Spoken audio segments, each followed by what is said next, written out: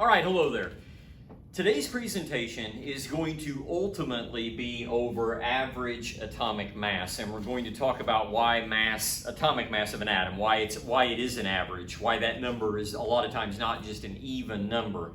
But before we get started, we're gonna kind of start with a question, and I hope you kind of chuckle when you look at the picture. But the question is, could another atom be bigger or smaller than carbon? And so when you think about this question, honestly, that's kind of maybe a multifaceted question, because what do you mean really when you say bigger, Mr. Day? Do you mean more stuff? Do you mean more protons, neutrons, and electrons? Do you mean more mass, Mr. Day? Since your presentation is going to be on average atomic mass. Do you mean does it take up more, geographical space or more area? Well, honestly, those would probably all be good questions, and they might all, as you're going to find out, have maybe just a little bit of a different answer. But I'm going to go ahead and say that as you go across the periodic table, by all means, your mass is increasing. You are gaining more protons, neutrons, and electrons. So that leads us to an interesting first point that is very interesting and has a part in this discussion. And that is that as you go across a period, the general trend is for the atom size to decrease. Now you got to think about that, because it does have more protons, neutrons, and electrons, and it does have more mass. So that doesn't intuitively make sense. Now, as you go down a group, you do find atomic size increasing. So, kind of a conundrum. Why is that? How can you have more stuff but atomic size go down? Well, before we go any further, I just want to mention that, like most things in science, the way that this is actually kind of talked about, there's essentially a standard. A lot of times in science you have standards. And why do you have a standard? So you can have a clear-cut basis for comparison, okay? But really we're kind of talking about something called atomic radius here. And the atomic radius would simply be defined as if I had two elements of the same type bonded together. So if this was a diatomic, okay? So if I had two of the same type, the distance from one nucleus to the other would be d. Well, what would r be? R would be half of that. So from about here to here would be the atomic radius. So why am I telling you this? Because this table is going to be based really on the standard of atomic radius. So that's kind of what we're going to use when we talk about size. Okay, but when we look at the table one more time, as we go across the period, atomic size tends to decrease, and as we go down, atomic size tends to increase. So even though this one has more mass, so you got to kind of wrap your mind around that. Well, how can that be, right? Okay, so once again, going back to the original question, could something be bigger? It kind of depends upon how you want to talk about it. But here it is. Here's the reason why. And I'll give you a kind of a description, and then we may have to talk about this more in detail. But if you have a nucleus of an atom, outside of the nucleus, you obviously have electrons. And remember, the electrons are in something called energy levels or orbitals. Well, what happens if you have another energy level, or another energy level, or another energy level? Well, then you would have electrons outside of electrons. Because remember, the nucleus, the positively charged nucleus, is always going to be in the center of the atom. Well, if you have more than one level of electrons, okay, then you get what we call the shielding effect. And I think everybody knows what a shield does. Shield kind of protects from something, yes? Okay, so keep this in mind. You have a positively charged nucleus, you have negatively charged electrons. Well, what would a negative charge do, or what would happen between a negative and a positive? Well, they would be attracted. Well, what would happen between a negative and a negative? Well, they would not be attracted, they would repel, okay? So, here's what we have to keep in mind. What we have to keep in mind when we look at this table is that we're in the same energy level. What we have to keep in mind when we go down a group, we're getting into subsequent energy levels. okay? All right, now you're just like, well, why do I care? Well, it's very simple. If I'm increasing my number of pluses here and I'm increasing my number of negatives here, but they're at the same level, if I'm increasing my positives and my negatives, then obviously I'm increasing the force of attraction. Okay, there's no doubt about that. But if I have a layer of negatives here and sort of, like a layer of negatives here, well, then obviously they repel one another. So each subsequent energy level is going to be shielded a little bit from this attractive force. Okay? So as you go across, atomic size tends to decrease, but as you go down, it does exactly what you intuitively think that it would, and it increases.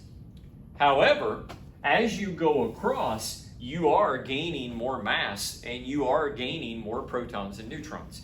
So that, going back to this question, could another atom be bigger or smaller than carbon? It's just an interesting answer because in some ways it works the way you think it would, and in some ways it does not. And my friends, that's called learning. Okay? All right, now today is going to be about average atomic mass. The reason why that mass number is not an even number. The atomic mass of an element is a weighted average mass of that atom in a naturally occurring sample. Okay, so very quickly, here it is. You have a sample of atoms. Obviously, you can't just pluck one atom out and that atom represent all of the other atoms. You're going to pluck several atoms out, okay? And you are going to look at them and you are going to analyze them. And ultimately, you're going to take a weighted average. And weighted, come on, Mr. Day's classroom, as you remember, is weighted 30% homework, 30% labs, 40% tests. So that is a percentage. So you're going to take the weighted average. And we'll talk more about that as we go. Just keep that in mind. Out of a naturally occurring sample, you're going to take more than one atom. All right. Now, so a lot of times, weighted is pretty much synonymous with relative abundance. So it's a percentage, all right? So for instance, if I had 54.1%, then that might be the relative abundance. So I have a herd of cattle. 54% of my cattle are Herefords. So how many Hereford cattle do I have? Well, it's simple. That's 100 times 0.54 in this case. I would have 54 Hereford cattle. So my relative abundance, more than half of my herd would be Hereford. Okay? So here we are. Just remember that if I have a percentage, which is a percentage is going to come into play when I talk about weighted and when I talk about relative abundance, I'm going to have a percentage and I'm going to turn it into a decimal if I want to multiply.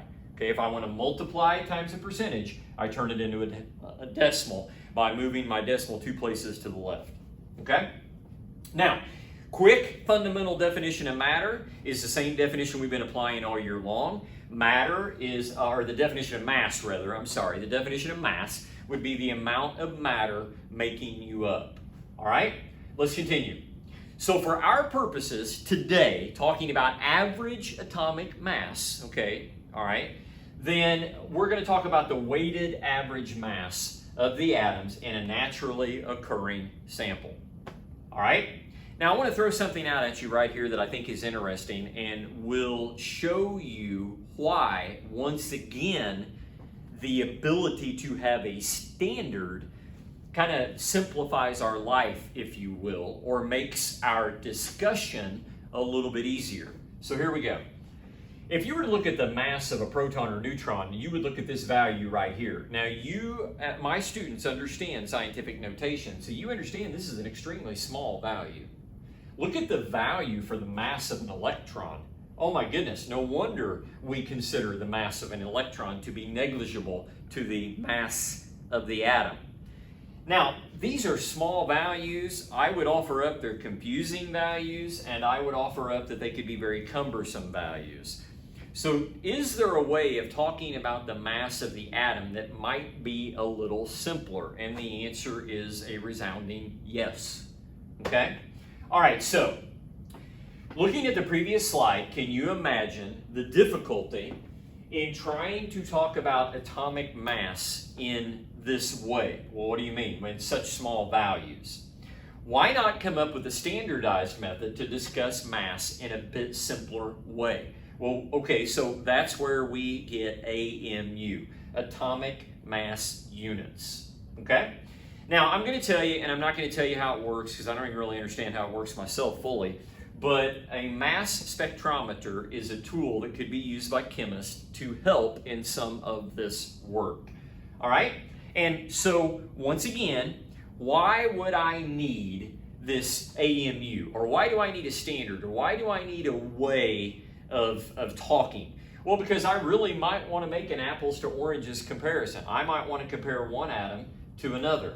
And the difficulty would be in such small, cumbersome values. So what if I had a way of talking about them that would make my life maybe a little bit easier, maybe make that comparison a little quicker to where I could truly talk and compare maybe sulfur to nitrogen?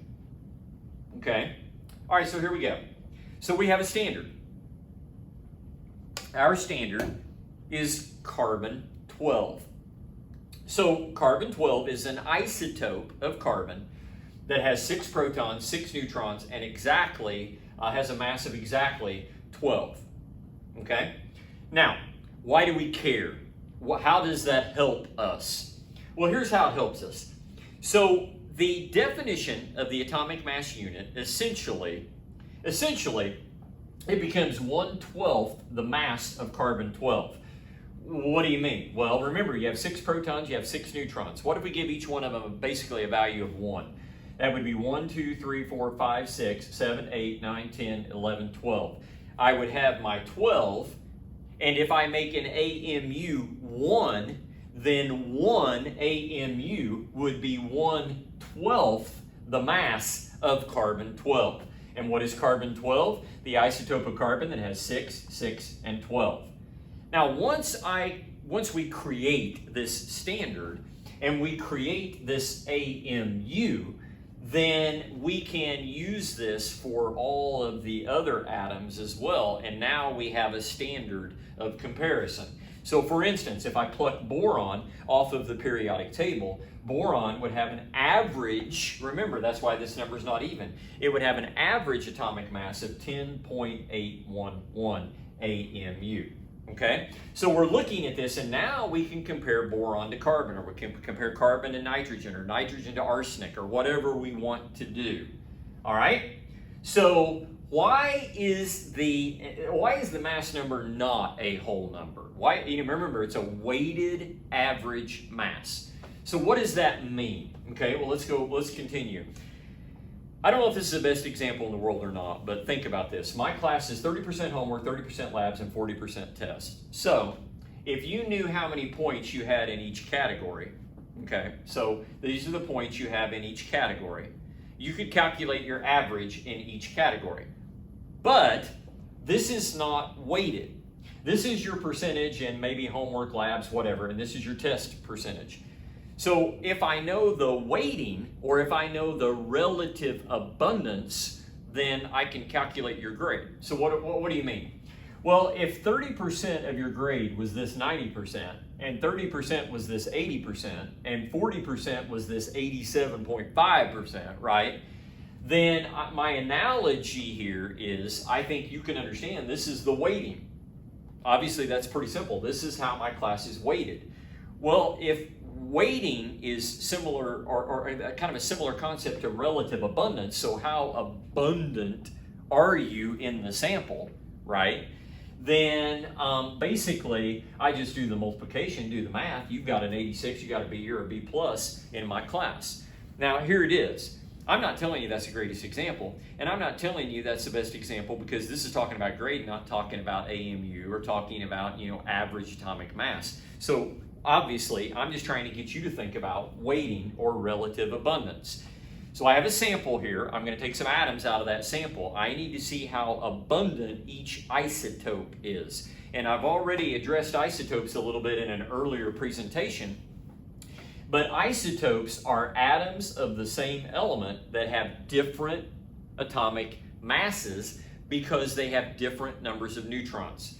So here's hydrogen 1, which doesn't have any neutrons. Here's hydrogen 2, which has 1 neutron. And here's hydrogen 3, which has 2 neutrons. So the mass of this atom would be different from the mass of this atom, which would be different from the mass of this atom. These are naturally occurring isotopes, so they occur naturally. So if I have a sample of hydrogen and I am taking atoms from that sample, I need to know, well, how prevalent is this? Is this pretty common? Or is this pretty common? Or is this pretty common? So I need to know relative abundance. Mr. Day, I need to know what percentage is my grade going to be in tests. Okay? So I need to know how abundant they are. All right? So here's the thing.